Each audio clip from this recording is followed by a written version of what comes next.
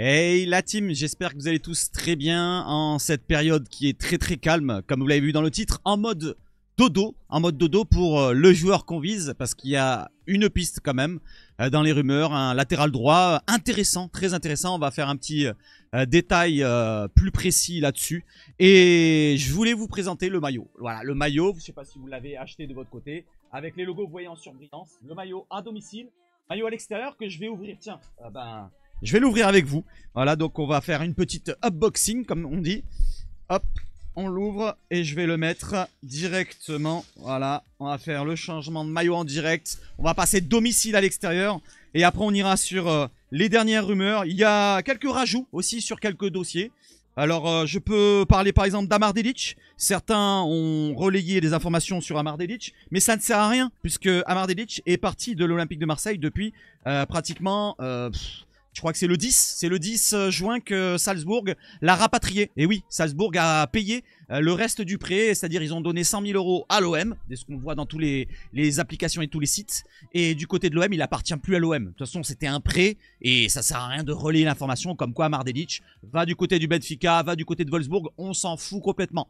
Bon vent à lui, bonne continuation à lui. On n'a pas assez vu du côté de l'OM.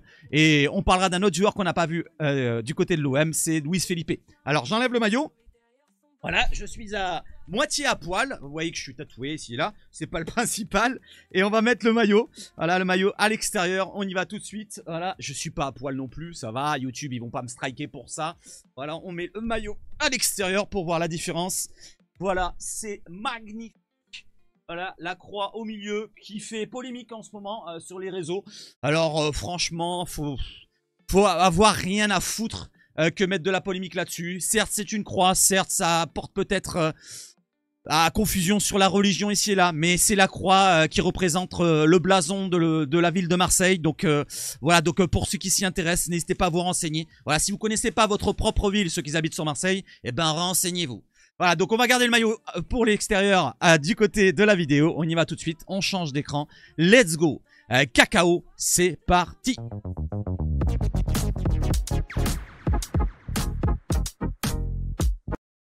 Et la prépa olympienne de cet été, donc la préparation, on a plus de précision du côté de la Provence. Alors je vous lis un petit peu comment ça va se passer cet été. Voilà, pour commencer avant le mercato, vous inquiétez pas, il y a juste du mercato après. Reprise de l'entraînement fixée au lundi 7 juillet pour des examens médicaux. Ensuite, 3 jours plus tard, le 10 juillet, ils reviendront sur le terrain. Ils s'entraîneront enfin à partir du 10 juillet, en espérant qu'il y ait des recrues qui arrivent d'ici là. Le stage du 17, le premier stage du 17 au 27 juillet du côté du Clairefontaine néerlandais, donc aux Pays-Bas, situé près de Utrecht. Tournoi Air Cup, ensuite du 26 ou 27, puisqu'on va jusqu'au 27 en Néerlande, aux Pays-Bas. Donc ça m'étonnerait qu'on soit le 26 du côté de Stade Nou et Stadi de la FAF à Andorre. On va jouer contre Al Jazeera Club le 26 juillet à 20 h. Ensuite, le 29 juillet à 20 h 30 contre le FC Valence, le club espagnol du côté de Tarragone. Et ensuite, nous avons encore 2 rencontres amicales au Vélodrome face à des adversaires européens. Alors j'ai vu traîner dans les réseaux comme quoi peut-être le 6 juillet ou le 5 juillet, si je ne me trompe pas, juste avant la reprise du 15 août du championnat, le week-end du 15 août, il y aurait un match amical au Vélodrome entre l'OM, bien sûr, et Aston Villa. Donc probablement, ça serait une des 2 rencontres qu'on a au Vélodrome face à un adversaire européen de renom quand même, Aston Villa, qui a fait un bon parcours en Champions League. Donc pourquoi pas revoir Bouba Kamara du côté du Vélodrome le 6 août, pas 6 juillet. Allez, on enchaîne, on y va sur le mercato, on change d'écran, let's go. Cacao, alors est-ce que je l'ai mis je regarde de mon côté, je crois pas. Oui, il est mis. Allez, on envoie la sauce, bam, let's go Cacao, c'est parti.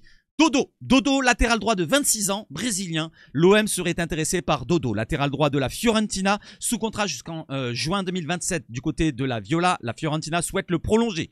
Valorisé à 24 millions d'euros, on va voir sa fiche Transfermarkt juste après. Sur Transfermarkt, la Viola pourrait le lâcher aux environs des 30 millions d'euros. Donc c'est un gros transfert. Bien sûr, on pense que l'OM va viser d'autres joueurs avant, les ailiers pour remplacer Luis Enrique, d'autres postes peut-être. Pour l'instant, ça reste du peu concret, mais la rumeur, je vous la relaye parce que c'est un article qui nous sort du côté du média La Viola. C'est le média plus ou moins du club. Le Barcelone et le FC Barcelone et l'AC Milan sont également intéressés. Dodo a déjà travaillé avec Roberto De Zerbi, à rajouter, au Shakhtar Donetsk pendant 7 mois. L'Italien lui avait même conseillé de signer lui-même à la Fiorentina en l'été 2022. Donc il est là-bas depuis 3 ans en Serie A. Il s'est imposé comme l'un des meilleurs latéraux, on va dire plus offensif que défensif, mais un latéraux assez complet du côté de la Serie A. C'est un petit gabarit. On va voir un petit peu sa taille qui est très très petit, on va dire. C'est un joueur intéressant dans la qualité technique qui peut apporter beaucoup offensivement. Défensivement, ça peut laisser à désirer comme d'habitude. Un joueur plus offensif défensivement, ça peut laisser à désirer, mais c'est le football actuel qui veut ça. Donc on va voir sa fiche Transfermarkt tout de suite ensemble. Allez, let's go.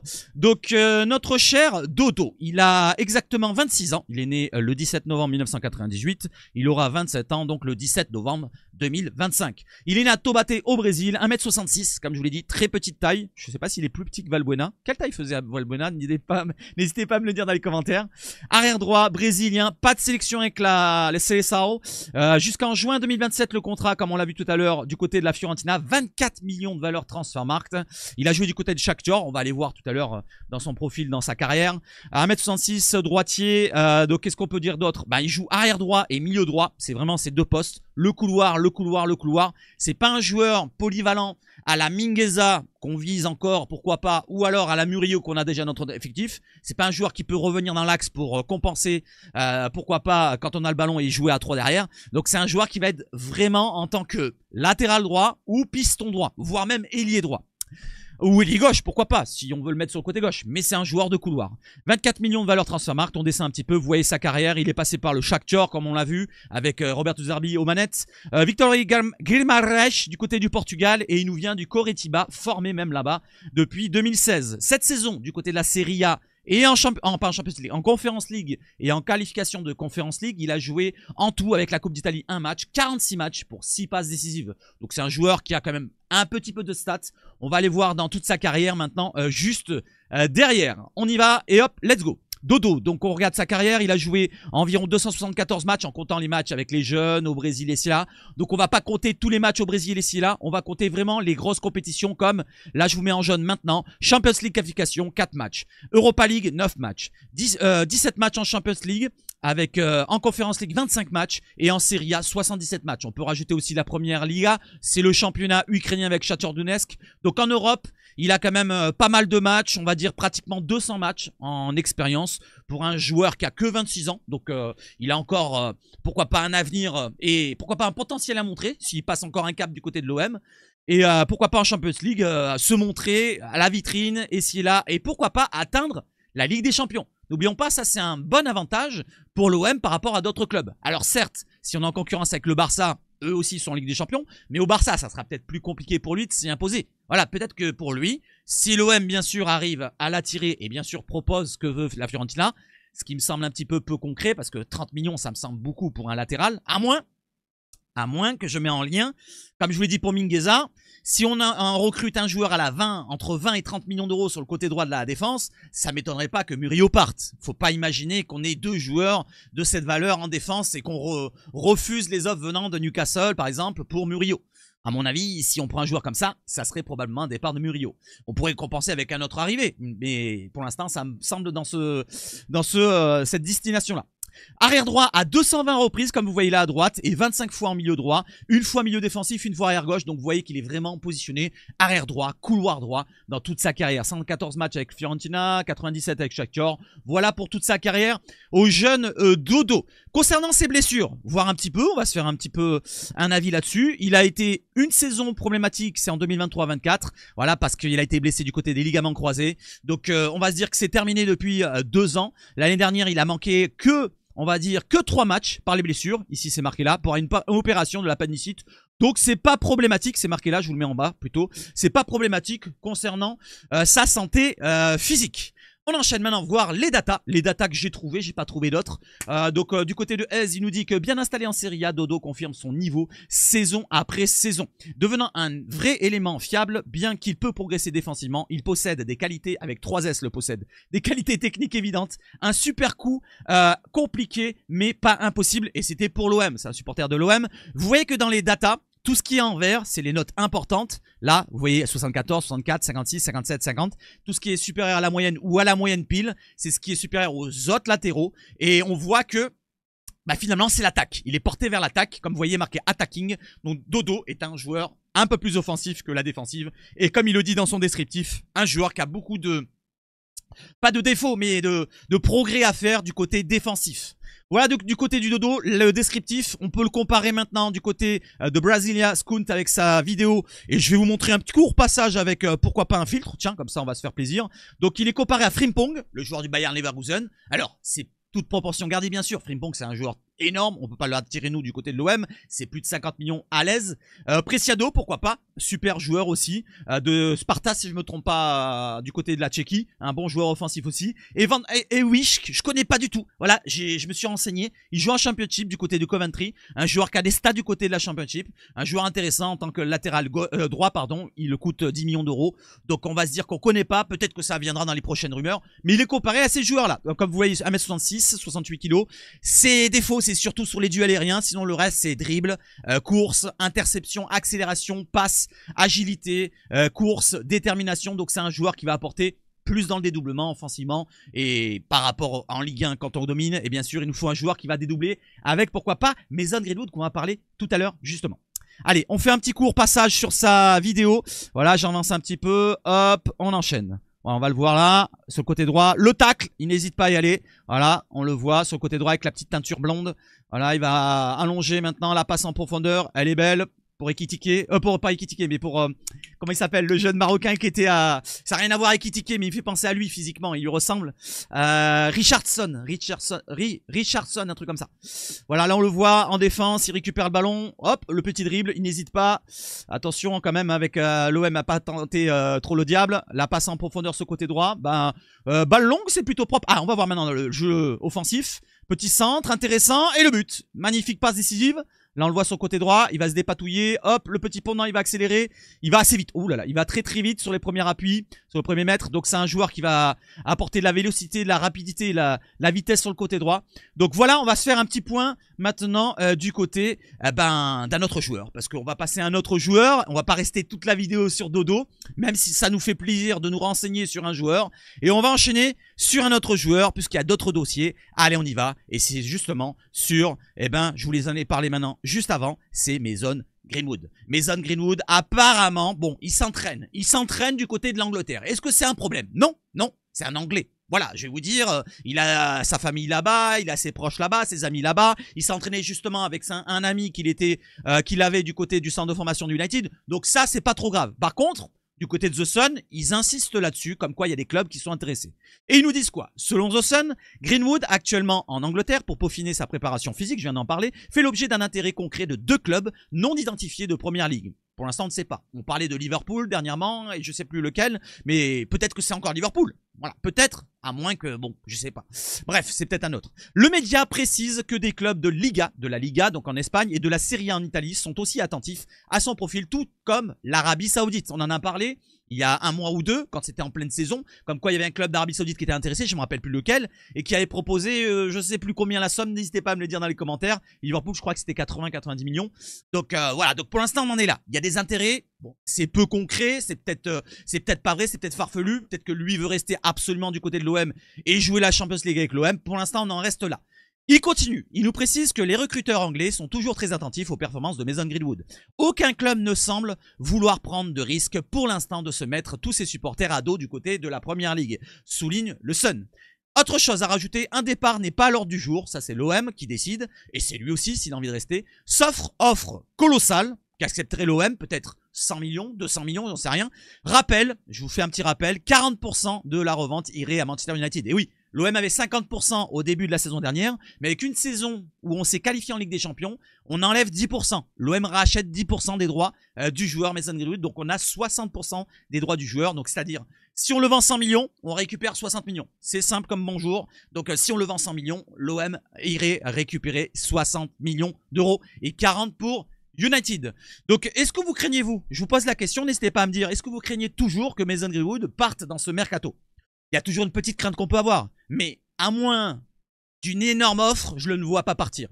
Je le vois rester à l'OM, je le vois faire une belle saison à l'OM et je suis confiant vers la direction de garder notre ossature, comme j'en ai parlé dernièrement, les 6 joueurs comme Rouli, comme Balerdi, comme Højbjerg, comme Rabiot, comme Greenwood et comme Guiri. Les 6 joueurs qu'on doit garder absolument, c'est ceux-là. Le reste, je vais vous dire, ça peut partir, mais selon les offres. Voilà, tout simplement. Donc, j'ai pas envie de le voir partir. N'hésitez pas à me dire si vous craignez son départ. Je ne crains pas, même s'il y a un petit pourcentage, un petit 1%, 2%, d'une petite crainte. On ne sait jamais. Si ça tombe, ça peut tomber lourdement du côté de l'Arabie Saoudite ou même un club de PL. S'ils ont envie d'investir lourdement, les clubs de PL, ils ont les moyens. L'Arabie Saoudite, ils ont les moyens. La Liga, je ne sais pas lequel, peut-être un gros club, a les moyens aussi. Mais pour l'instant, on n'en sait pas plus.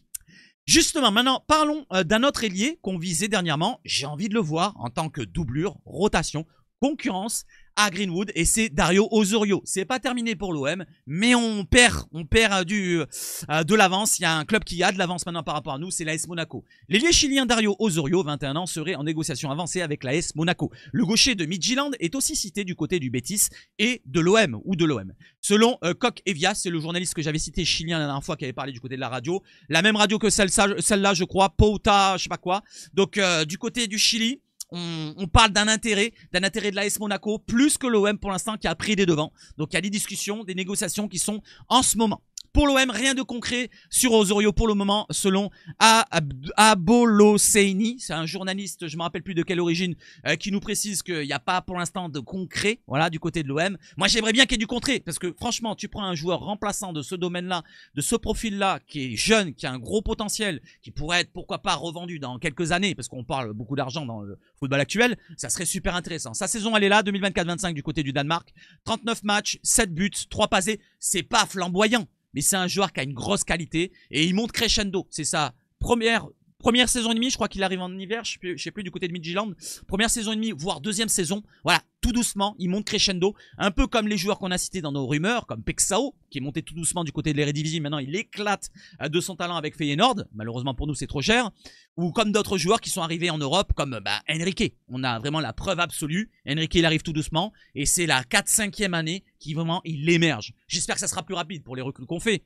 Mais pourquoi pas tenter des coups comme ça, en rotation, je dis bien. Pas en titulaire. Certains vont dire dans les commentaires, là, dans les messages, en dessous de ma vidéo, ouais, mais on vise que de la merde ici là. Non, c'est pas de la merde. C'est des bons prospects, des bons craquitos, parce qu'on va parler d'un autre craquito juste derrière, et qui pourraient nous apporter de la valeur en plus marchande. Très important de faire un mouvement perpétuel dans la valeur marchande. Regardons du côté de Lyon. Regardons du côté de Lyon ce qu'ils ont fait avec Cherki. C'est un jeune de la formation, mais regardons comment ils le vendent. Regardons comment ils vendent les joueurs qui vont prendre par exemple du côté du Brésil. Guimarães, qui c'est qu'il connaissait avant qu'il aille à Lyon? Pas grand monde. Pareil pour les joueurs qu'ils ont pris. Paqueta ici là. Alors que Paqueta, il a été visé par Carlos Moser qui l'avait proposé à l'OM. L'OM l'a pas pris à l'époque. Donc ça, vous le savez peut-être pas, mais je vous l'annonce.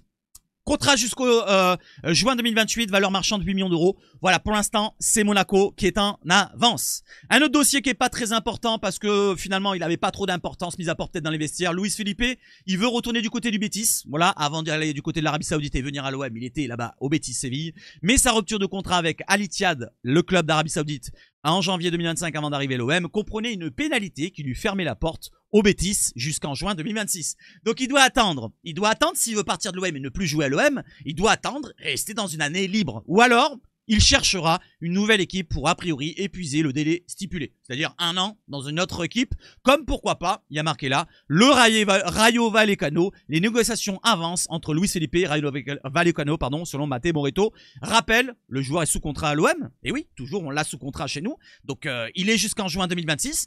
Si on veut, on peut pourquoi pas le vendre. Je sais pas si c'est interdit, à moins qu'on s'est mis d'accord avec lui. Tu viens à l'OM et on te vend pas derrière. Mais moi, si on peut tirer un petit billet, alors il a une valeur de 5 millions d'euros. Il a pas beaucoup joué chez nous. Mais ensuite, on peut tirer 1 million. Grattons tout ce qu'on peut gratter. Voilà. Qu'est-ce que c'est? 1 million ou 0, c'est pareil. Enfin, c'est pas pareil, je veux dire. C'est 1 million, c'est mieux que 0 million plutôt. Voilà, n'hésitez pas à me dire ce que vous en pensez. Combien vous pensez qu'on puisse soutirer d'un Luis Felipe? Combien on peut recruter, avoir comme argent pour le vendre? Combien on peut le vendre, pardon. Allez, on enchaîne avec le dernier dossier sur le Krakito Rooney. Et c'est pas terminé. Bon, c'est terminé pour ma part, mais bon, c'est pas terminé. Je vous rajoute juste un petit rajout, justement. Rooney Bargi est désormais la cible du FC Barcelone. Comme quoi, finalement, on parle de Porto, on parle du Barça. Comme quoi, c'est vraiment un Krakito. C'est un joueur qui va montrer sa valeur si vraiment il passe le cap de sa blessure au genou, comme on nous a dit, par rapport aux craintes qu'on avait du côté de l'OM. C'est pour ça qu'on l'a peut-être pas poussé sur ce dossier-là, par rapport à ses douleurs au genou qui seraient revenues et aussi aux exigences qu'il demande, lui, ou alors du côté de l'entourage, plutôt du joueur. Donc, on ne sait jamais. Si c'est pas terminé, je vous en parle encore une fois. Voilà, dites-vous que si je vous en parle, c'est que peut-être que finalement, en soum soum, ça travaille. Et oui, parce que là, on est sur la fin de vidéo, donc je reviens sur l'autre écran. Allez, on y va, let's go. Le gros plan, on y est. N'hésitez pas d'ailleurs à donner de la force à la chaîne si vous avez apprécié mes vidéos, mes lives. Like, dislike, abonnement, cloche si tu veux être prévenu des prochaines vidéos ou prochains contenus. Donc, on est en une période très creuse. Certes, ça fait 4 semaines, je veux dire 3, 4 jours, 5 jours. Depuis mon dernier live, il n'y a pratiquement plus rien qui ressort en rumeur. Mis à part celle de Dodo qui est fraîche. Il n'y a rien qui ressort. Voilà, il y a juste des petits ajustements à droite à gauche. Ça sert à rien d'ajouter des choses comme Noah Lang. Il y a des clubs qui sont intéressés pour lui comme Naples. Et Naples s'intéresse à d'autres joueurs. Donc ça nous laisse peut-être les coups des franges pour Noah Lang. On peut en parler. Mais ça sert à rien de toujours mettre les mêmes dossiers ici et là. Donc je vous parle de ce qu'il y a de nouveau. Voilà, vraiment du concret. Et pour l'instant, je pense que le club travaille en sous-marin.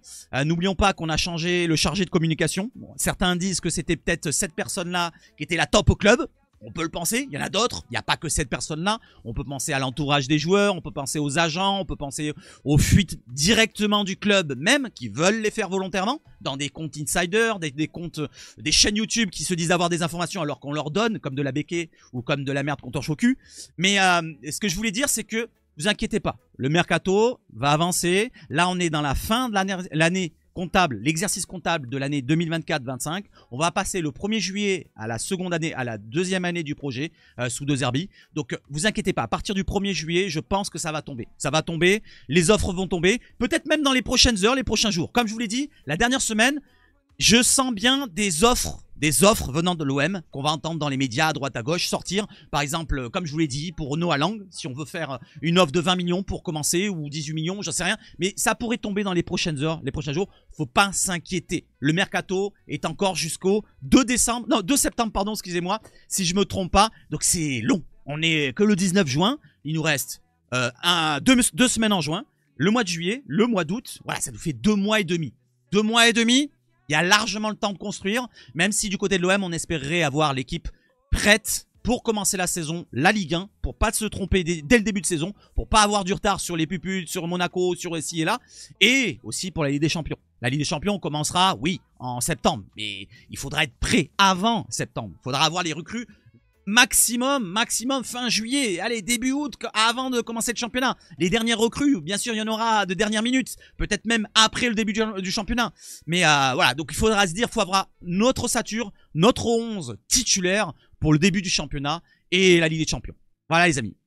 Allez, je vous souhaite de passer une excellente soirée. Pour ceux qui me suivent, n'hésitez pas à revenir pour le prochain live, pour l'instant que j'ai pas programmé. Comme ça, vous savez pas. Je vais regarder du côté de mon planning. Alors, je vous ai parlé de ce week-end. Ce week-end, peut-être que je travaille. Donc, peut-être, surprise ce week-end, ça sera peut-être pas le soir.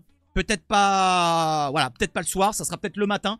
Peut-être même pas chez moi. Donc, peut-être un live sauvage, on va dire, pour résumer un petit peu tout ce mercato tranquillement dans une matinale. On sait jamais, un petit dimanche matin. Allez, je vous souhaite de passer encore une fois une très bonne soirée. Bonne journée pour demain. Et vive le foot chez Sabache Foot. À la prochaine. Et surtout quoi? Allez l'OM!